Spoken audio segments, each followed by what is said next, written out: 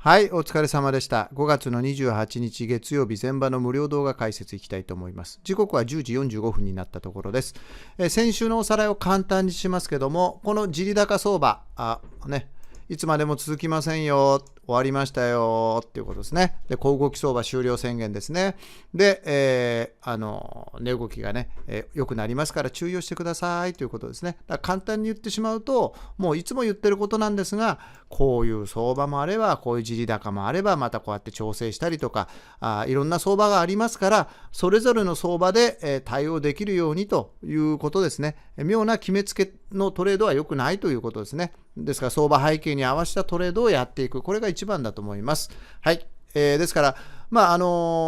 調整が始まりましたからね、それなりの値動きになります。売ってもよし、買ってもよしということです。ただ、急落が始まった直後っていうのは、売りの方が絶対取れますからね。また、そういう時に限った悪材料出ますからね。で、今回はもう皆さんご存知の通り、米朝首脳会談が中断ということになったんですが、やっぱりやるよということで、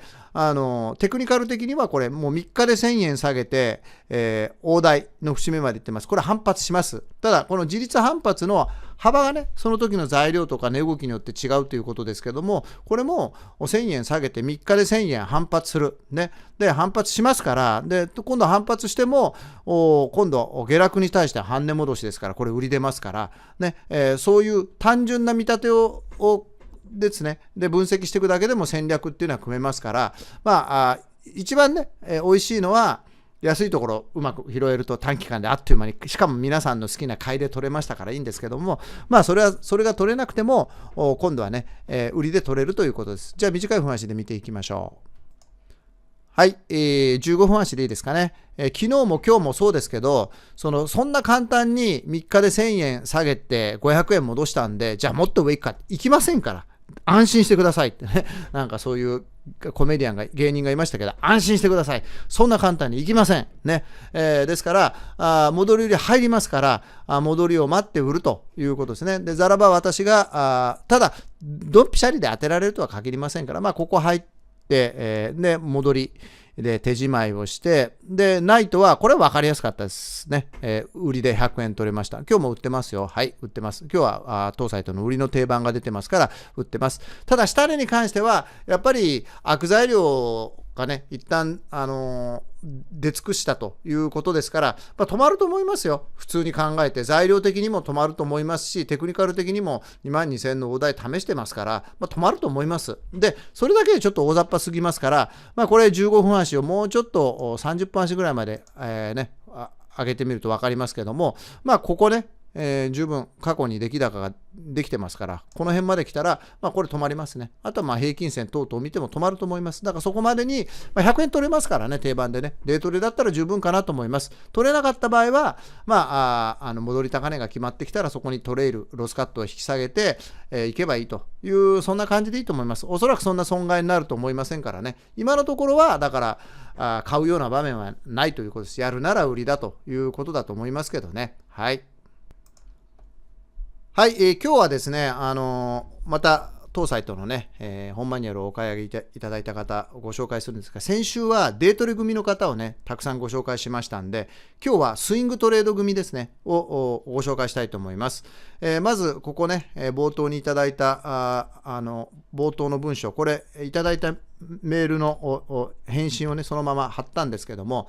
ありがとうございます。金子さんが動画で、繰り返しゆったりトレードを解説していただいたおかげで今回の結果となりました。今年はしっかりトレードメールを実行しようと年始に決めました。引き続きご指導よろしくお願いしますと。これね、今年の1月の28日に、いただいたんですね。で、何回かご紹介しましたが、ヨシさんという方で50代の男性でお勤めの方です。で、ヨシさんは結構前にマニュアル買っていただいたんですね。もう、3年近くになるんですけども、15年の夏にお買い上げいただいて、そこから2年間かけてマニュアル代金を回収です。のんびりね、ゆっくり、ですけども、コツコツデイトレで、回収をしました。で、お仕事の都合もあってね、かなりね、しっかりと勉強されてるし、変なトレードっていうのはないんですけど、多分仕事が忙しくて痺れを切らしちゃってるんだろうなっていうところは、時々ありましたんで、いっそのことをスイングはどうですかっってアドバイスさせていただきました。そうするとですね、2年間かけて、これですね、30万の利益だったのがスイングに切り替えて半年です。ね、去年の今年からですよ。ずばり去年の末に仕込んだのから入れてね、150万です。で、枚数は2枚から5枚と決して多くないんですね。で、今年のに入ってもトレード回数わずか5枚です。ですから、非常に、効率がいいですね。で、デイトレードでもね、利益を上げることはできると思いますよ。今日だってこれ、今順調に下がってきましたけど、チャートで横でチラチラ見ながらね、60円まで確定できましたね。はい。利益を上げることはできるんですよ。こうやってね。でも、ある程度以上の監視時間と訓練が必要なことはこれ言うまでもありませんよね。判断が早いですからね。その点スイングっていうのは監視時間もあまり必要ないです。で、一度仕掛けたら放っとくだけでいいですから、忙しい方には最適のトレードだと思いますよ。はい。だからそういう意味ではね、私は常日頃スイング、私自身もかなり好んでやるようにしてます。どっちかっていうと、引退したらもうスイングだけにするなんてね、普段ね、デイトレ頑張ってる生徒の前で言うのも不謹慎な先生ですけども、いつも言ってますね。はい。で、わずか5回のトレード回数で非常に少ないんで、これ全部、公開しちゃいました。ね、こうやっていくらで買っていくらでいくったか。で、これ、ぼかしが入ってるのは、皆さんのね、遠視